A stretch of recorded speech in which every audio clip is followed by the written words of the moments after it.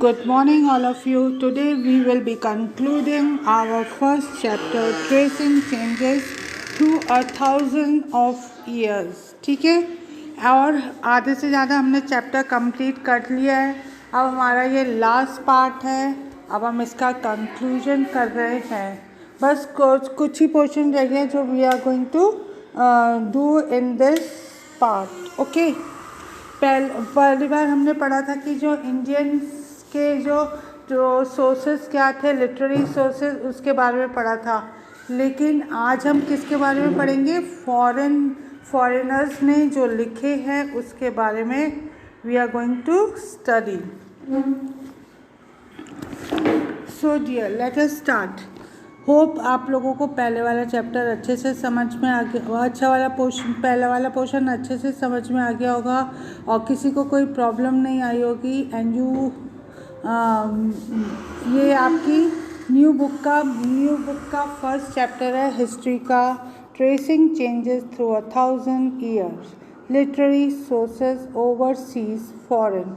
इस वाली सोर्सेज के अंदर हम पढ़ेंगे कि जो फॉरेन ट्रैवलर्स हमारी कंट्री के अंदर आए थे, उन्होंने बुक्स वगैरह लिखी और उन्होंने क्या बताया हमारी कंट्री की मिडाइवल पीरियड के बारे में. That we are going to study in this part, in the first point. ठीक है, literary sources overseas. In order to get the correct picture about the life of common people and other important aspects, we have to look into the account of the foreign travelers who visited India. अगर हम medieval period के बारे में बहुत कुछ जानना चाहते हैं तो हमको उन ऑथर्स की बुक पढ़नी पड़ेगी जो फॉरेनर्स थे, हमारी कंट्री में आए थे और उन्होंने हमारी कंट्री के बारे में क्या डिस्क्राइब करा था. That we are going to study in it. Books have been written by these travelers. We get information from the accounts of the pilgrims, ambassadors and the traders.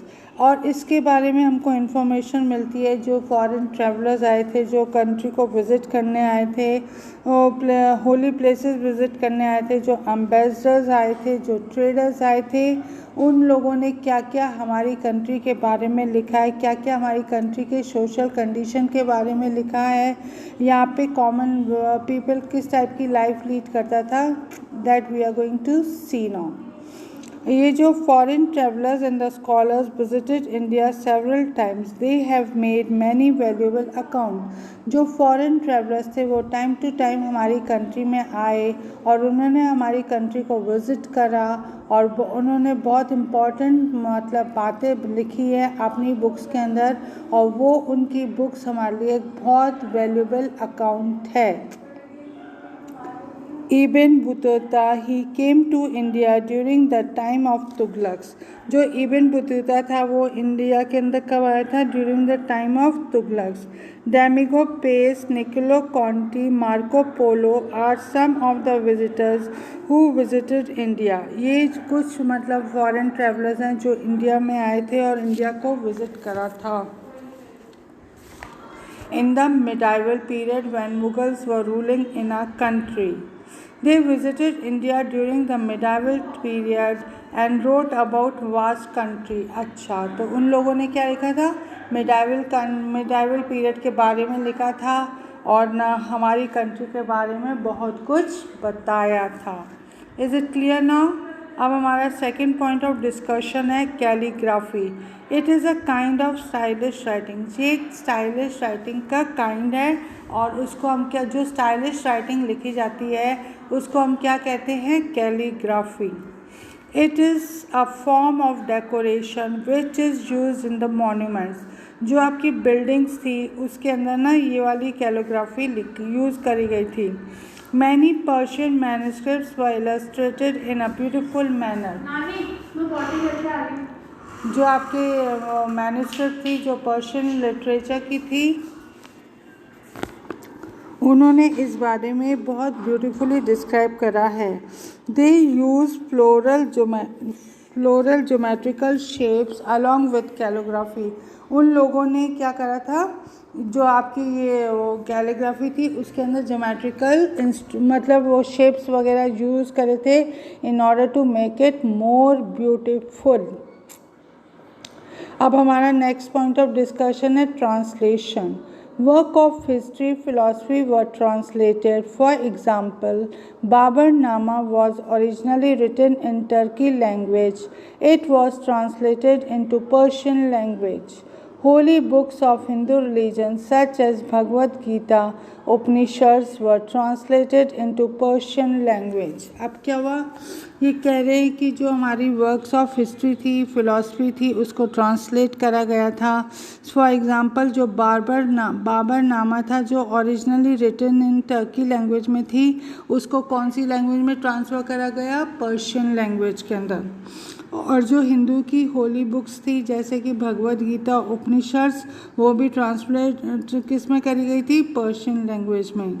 Religious literature. The medieval period was a period of bhakti and Sufi saints. They wrote many poetry. Mahabharata, Ramayana were written in Indian regional language. Medieval period के अंदर जो भक्ति movement था और उसके अंदर बहुत सारे सूफी सेंट्स थे. They wrote many poetry. उन लोगों ने बहुत सारी पोइट्री लिखी गई थी. और Mahabharata, Ramayana was written in Indian regional language. जितनी भी इंडिया के अंदर रीजनल लैंग्वेज थी उसके अंदर महाभारत लिखी गई थी और रामायण लिखी गई थी ताकि लोग उनकी मतलब कल्चर को अच्छे से समझ सकें. They describe about the life and the feeling of the common people. आप कह रहे हैं कि उन लोगों ने उसके अंदर क्या डिस्क्राइब करा था? Life of the common people. अब फिफ्थ बहुत इंपॉर्टेंट पॉइंट है हमारा, what is archival records. Various types of government record associated with the various dynasty of the medieval period are present. It includes royal treaties, agreement between various kingdoms, revenue records and the court records. ये जो आपके article records हैं ये government के record होते हैं जो कि रिलेटेड टू वेरियस डायनेस्टीज़ हैं जो कि मिडाइवल पीरियड में हुई थी, उसके बारे में डिस्क्रिप्शन है. रॉयल ट्रीटीज़ है, ये एग्रीमेंट है between the various countries, various kingdoms. फिर revenue records and the court records. They give us information about the administrative policies and the procedure of the medieval time. और ये एक हमारे लिए बहुत ही यूज़फुल सोर्स है जिसके बारे में हम हिस्ट्री को अच्छे से जान सकते हैं. Article records various type of government record है जिसका एसोसिएशन किससे है? वेरियस डायनेस्टी जिन लोगों ने हमारे मिडाइवल पीरियड में इंडिया के अंदर रूल करा था और कौन कौन सी डायनेस्टी प्रेजेंट थी. It includes treaties, royal treaties, agreement between various kingdoms, revenue records and the court records. ये क्या करते हैं? रॉयल ट्रीटी होती है, इसमें एग्रीमेंट होता है बिटवीन द वेरियस किंगडम्स, फिर रेवेन्यू रिकॉर्ड्स होते हैं और कोर्ट रिकॉर्ड्स होते हैं. दे give us information about the administrative policy and the procedure of medieval time कि किस तरीके का एडमिनिस्ट्रेशन फॉलो करते थे, कौन कौन सी पॉलिसीज़ अडॉप्ट करते थे. एक तरीके से कहा जा सकता है कि ये एक बहुत ही यूज़फुल रिकॉर्ड है फॉर नोइंग द हिस्ट्री. अब आपका आ रहा है next point, archaeological record. It is a scientific study of material remains of past human life and activity. ये एक साइंटिफिक स्टडी है मटेरियल की जो कि पास्ट ह्यूमन लाइफ के बारे में डिस्कस करता है, उनकी एक्टिविटीज़ के बारे में बताता है. It tell us about the earliest stone tool. जैसे पुराने टाइम में जब अर्ली मैन थे उन लोगों ने एक वो स्टोन टूल बनाया था, उसके बारे में मतलब बताने के साथ साथ जो आज एट प्रेजेंट मैन ने ऑब्जेक्ट बनाया है उसके बारे में भी इनके पास सोर्सेज हैगे, इंफॉर्मेशन हैगी है. अगर हम सोर्सेज और इन्फॉर्मेशन को देखेंगे तो हमको मतलब मिडाइवल हिस्ट्री के बारे में बहुत सारी नॉलेज मिल सकती है. It tell us about the earliest house कि पुराने ज़माने में कैसे घर होते थे, टेम्पल्स कैसे होते थे, टूम्स कैसे होती थी, पैलेसेस कैसे होते थे, चर्च कैसे होते थे, pyramids, coins, weapon, vessels, toys, beads वगैरह, इन सब के बारे में हमको कहाँ से इंफॉर्मेशन मिलती है? आर्कियोलॉजिकल सोर्स से मिलती है। It gave us detailed account of the prehistoric, ancient and the extant culture. ये हमको prehistoric हिस्ट्री के बारे में बताती है, एंशियंट हिस्ट्री के बारे में बताती है, और जो कल्चर अब इनविजिबल हो चुकी है उसके बारे में भी हमको बहुत सारी नॉलेज किससे मिलती है? आर्कियोलॉजिकल सोर्सेस से। अब हमारा 7th पॉइंट ऑफ डिस्कशन है क्या? Monuments. Old temple, palace, forts, clock towers, mosque, tombs are all the part of monument. जैसे कि पुराने temples हैं, पुराने राजमहल हैं, वो किले हैं, clock towers हैं, mosque है, tomb है, ये सारा किसके पार्ट हैं? आपका monument के पार्ट में। It tell us about the architecture style, और ये उनके जो बनाने का जो तरीका है, उनके स्टाइल है, उसके बारे में डिस्कस करता है। जैसे फेमस बिल्डिंग्स हैं, for example like red fort, Taj Mahal, Qutub Minar, Agra fort, Humayun tomb, Fatehpur Sikri, Mahabaleshwar temple, Konark sun temple, Sanchi stupa, Char Minar are all the historical monuments. ये जो सारे हिस्टोरिकल मॉन्यूमेंट्स है, इसके जो आर्ट, वो बनाने का जो स्टाइल है, वो हमको कैसे मालूम पड़ता है? By visiting the monuments which were build in the medieval period. They tell us lot about the art and the architecture. वो वहाँ की बिल्डिंग के बारे में बताते हैं, कौन सा आर्ट यूज़ करते थे, कौन सा उनका स्टाइल था बिल्डिंग बनाने का, social and the economic life of that period, और जो वहाँ की सोशल लाइफ थी, इकोनॉमिक लाइफ थी उस सच पीरियड की, जब ये सारी चीज़ें बनाई गई थी, और उन लोगों ने किस टाइप के स्टोन्स वगैरह यूज़ करे थे, क्या कौन कौन से रॉ मटेरियल्स यूज़ करे थे in building the monuments are all discuss in it. Sculpture का मतलब क्या होता है? स्टैच्यू। अब हम किसके बारे में बात करेंगे? Statue and painting. Beautiful statue and painting is seen in the monuments.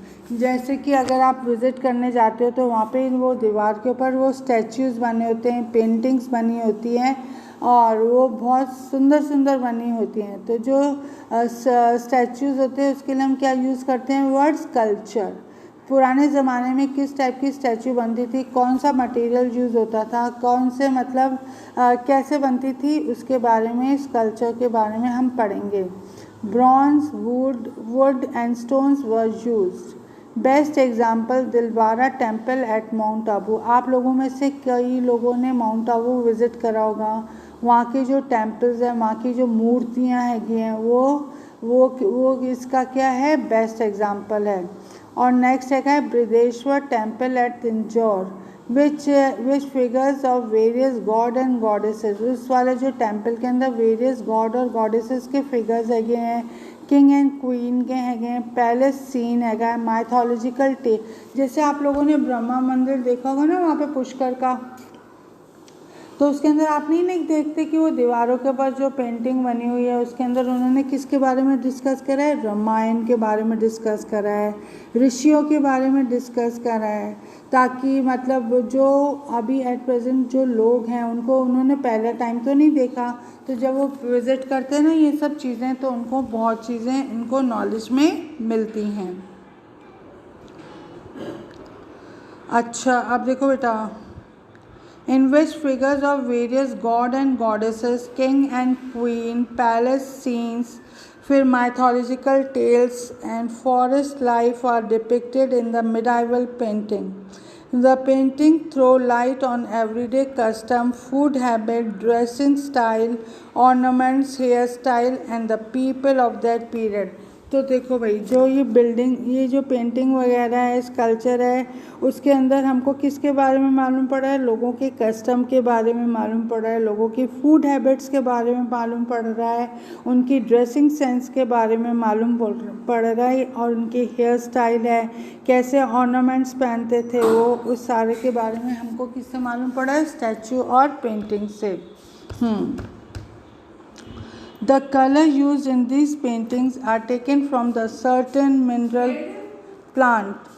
Just conch shell, precious stones, gold as well as silver was used. Brushes were used of fine quality. The Chola period is well known for the sculpture and bronze. Best example can be seen in the temples of South India.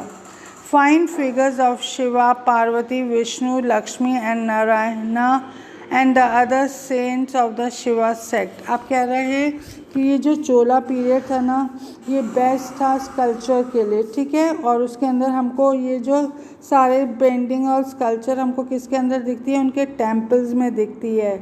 Fine figure of Shiva, Parvati, Vishnu, Lakshmi and nine Mars and the other saints of the Shiva sect are seen in it. अब हमारा 9th point of discussion है inscription. इसके हम अंदर एक words पढ़ेंगे, what is epigraphy. ये जो स्टडी ऑफ इंस्क्रिप्शन होता है उसको हम क्या कहते हैं, एपिग्राफी। जो इंस्क्रिप्शंस होते हैं they were made on stone, marble, metal और wood. They recorded religious instruction, royal order, gift provided to the villagers and temples.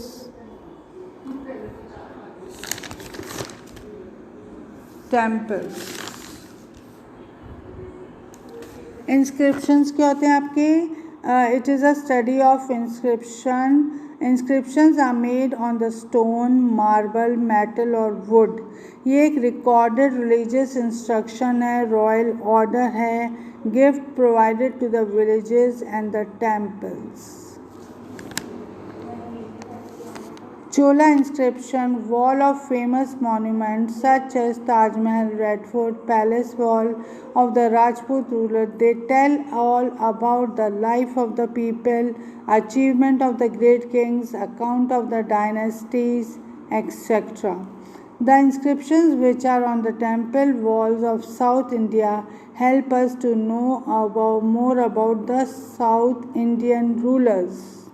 Clear everybody?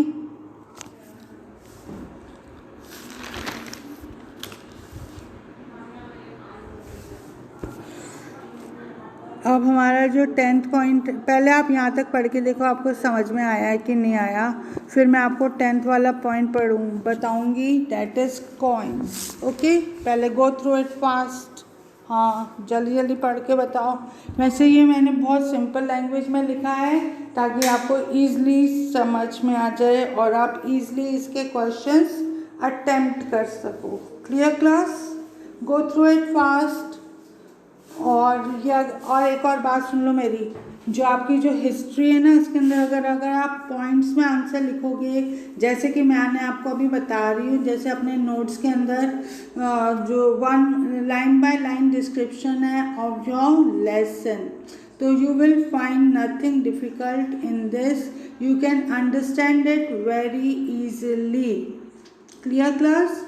Yes, please go through in 2 minutes fast.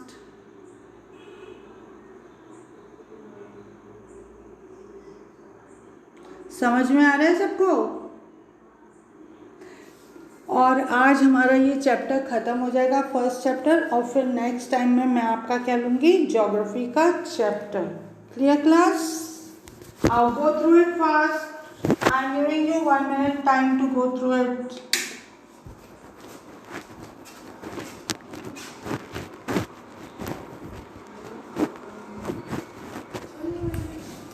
हाँ बेटा, समझ में आया? चलो भाई, अब हमारा जो लास्ट पॉइंट ऑफ डिस्कशन है क्या है आपका, coins. Ancient coins are of great value. आपको मालूम है न्यूमिस्मैटिक किसको कहते हैं? जो अपन कई लोगों की हॉबी होती है ना, collection of coins and all, और जो collection and the study of coin is called numismatic. It tells us the title or the name of the ruler who issued along with the date. ये हमको जैसे कई पुराने ज़माने के आपने कॉइन्स वगैरह देखे होंगे, उसके अंदर समुद्रगुप्ता का मतलब पिक्चर बनी हुई है, और उसके बाद अपन वो देखते हैं कि कौन से ईयर में ये बना है। चलो छोड़ो ये सब। आपने 1 रुपये का कॉइन देखा अभी एट प्रेजेंट जो यूज़ हो रहा है, उसके नीचे जैसे 1 रुपये का कॉइन होता है तो उसके नीचे आप देखते हो ना कि वो ईयर लिखा होता है 67 में बना है कि 77 में बना है। और इस तरीके से जो ये कॉइन है हमको क्या बताते हैं, it tells us the title or the name of the ruler who issued along with the date. Some coins also contain royal dynasty enamel of the ruler. Metals which were used to make these coins show the economic status of the kingdom in which they were used. Coins were issued by Delhi sultans, the Mughal emperor, the Chola rulers of the South India, and the various other rulers. Sometimes the merchant, local rajas, and the foreigners also issued the coins. अब ये बता रहा है कि जो coin है उसके अंदर हमको टाइटल मिलता है, और फिर उसके बाद क्या होता है, टाइटल मिलता है और फिर उसके बाद क्या होता है, अपने आप ही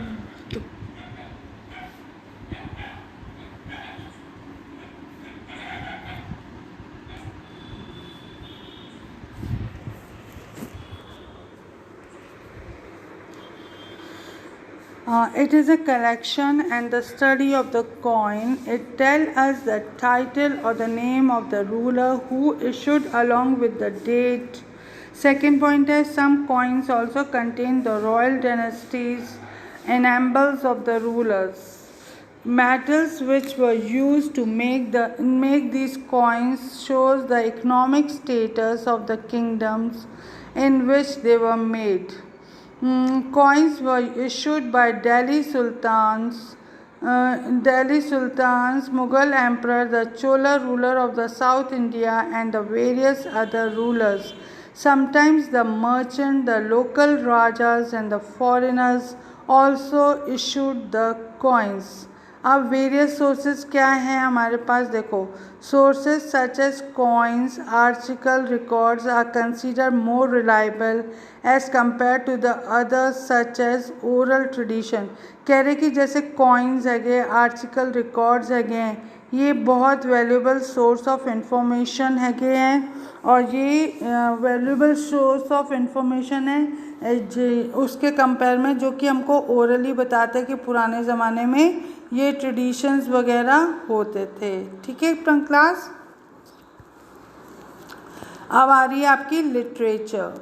दे tell us about the study of the certain period and the dynasty. Inscription are also very useful. So with this we come to the end of chapter 1 of history, that is tracing changes through 1000 years. अब मैं आपको homework दे रही हूँ, बहुत easy homework है, सब कुछ आपके वीडियो के अंदर है। एक बार नहीं, 2 बार नहीं, 3 बार अच्छे से देखो ये वीडियो, और बहुत सिंपल लैंग्वेज में है, आपको ईज़िली समझ में आ जाएगा और आप ईज़िली कर सकोगे ये जो होमवर्क में मैंने आपको क्वेश्चंस दिए हैं। फर्स्ट क्वेश्चन आ रहा है, what do you mean by calligraphy. हाँ भाई, कैलोग्राफी क्या होती है, ये देखो अपन ने करा था ना फर्स्ट पॉइंट नहीं, second point, it is a kind of stylish writing. It is a form of decoration which is used in monuments. Many Persian manuscripts were illustrated in a beautiful manner. They use floral and geometrical shape along with calligraphy. समझ में आ गया first question, वापस repeat करूँ? Okay चलो सुनो। It is a kind of stylish writing. It is a form of decoration which is used in monuments. Many Persian manuscripts are example in a beautiful manner. They use floral and geometrical shapes along with calligraphy. समझ में आ गया? चलो अब second question देखो, what do you mean bye article record, how it is important. ये रहा fifth point. Various types of government record associated with the various dynasty of the medieval period are present. It includes royal treaties, agreement between various kingdoms, revenue records, and the court record. They give us information about the administration policies and the procedure of the medieval time. It is a very useful source of knowing history. ये बहुत important question है और आप इसको ढंग से करना, जैसे मैंने आपको लिखवाया है बिल्कुल वैसे का वैसे ही करोगे आप। समझ में आ गया। अब सेकंड क्वेश्चन आ रहा है हमारा, how are archaeological sources important for knowing history. ये देखो six point. It is a scientific study of material remains of the past of human life and their activities. It tells us about the earliest stone tool to the man-made object of man. It tells us about the earliest house, tombs, temples, palaces, churches, pyramids, coins, weapons, vessels, toys, beads, ornaments, etc. It gave us a detailed account of prehistoric, ancient and the extant culture. ये भी बहुत important question है, so do it very nicely. दोबारा repeat करियो, सुन लो।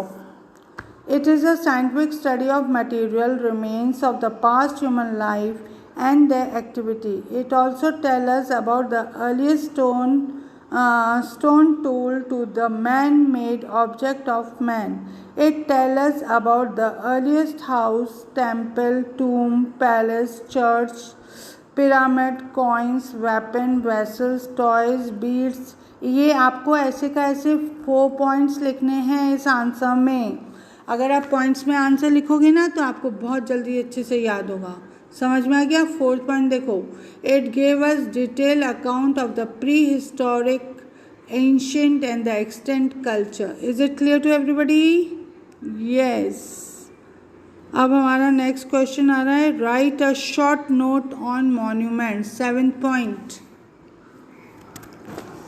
Old temples, forts, clock towers, mosques, tombs are all parts of the monument. It tells us about the architectural style. For example, Red Fort, Taj Mahal, Qutub Minar, Agra Fort, Humayun Tomb, Fatehpur Sikri, Mahabaleshwar Temple, के बाद फिर आपका क्या है, Konark sun temple, Sanchi stupa, Char Minar are all historical monuments. They tell us about the art and the architecture, social and the economic life of that period in which they were built. What type of stones, raw material was used, that is all described in the paragraph of monument. लेकिन आपको points में answer लिखने हैं, जैसे कि मैं बार बार बोल रही हूँ, ताकि आप इजीली याद कर सकें और कोई आपको प्रॉब्लम नहीं हो। तो ठीक है, आपको इस वाले पॉइंट में दो पॉइंट्स लिखने हैं। अब सेकंड क्वेश्चन आ रहा है आपका, how are coin helpful in knowing history.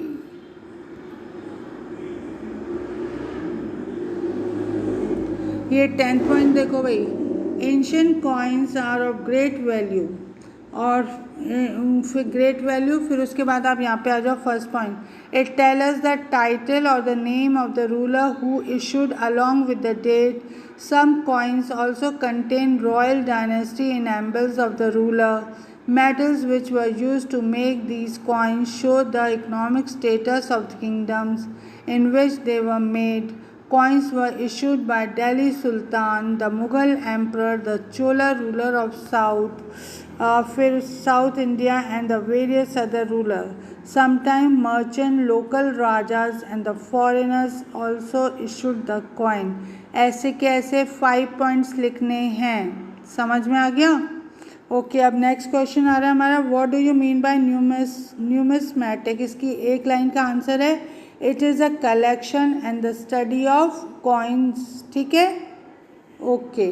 with this, I have come to the end of my chapter. Hope you have understood the lecture nicely as well as the homework nicely, and do your homework very attentively and very neatly. अगर आपको समझ में नहीं आया ये मेरा, तो एक बार नहीं, दो बार नहीं, 3 बार देखोगे, आपको बहुत अच्छे से समझ में आ जाएगा और आपको कोई प्रॉब्लम भी नहीं होगी। और मैंने इसको लाइन बाय लाइन डिस्क्राइब करा है from the book. So complete your homework. इस बार मुझको ज़्यादा से ज़्यादा लोगों का होमवर्क चाहिए, ये नहीं कि गिने चुने बच्चे ही होमवर्क कर रहे हैं एंड ऑल। और आपकी ये आपका न्यू बुक का फर्स्ट चैप्टर है एनसीईआरटी का, जो कि आपकी बुक वहाँ से बोर्ड से इश्यू हुई है और ये हमारी न्यू सेशन की बुक है। तो आप लोग जल्दी से जल्दी परचेज़ करो। अगर आप लोगों में से किसी के पास बुक नहीं है तो फ़िक्र करने की कोई बात नहीं, क्योंकि वीडियो के अंदर मैंने हर एक पॉइंट को बहुत डिटेल में डिस्कस करा है और मैंने आपको बता भी दिया है कि आपको कैसे पॉइंट्स में आंसर लिखने हैं एंड ऑल। तो you can do this work very nicely. Be good children and complete your work on time, or everybody has to do their homework. Okay class, then bye and have a very nice day.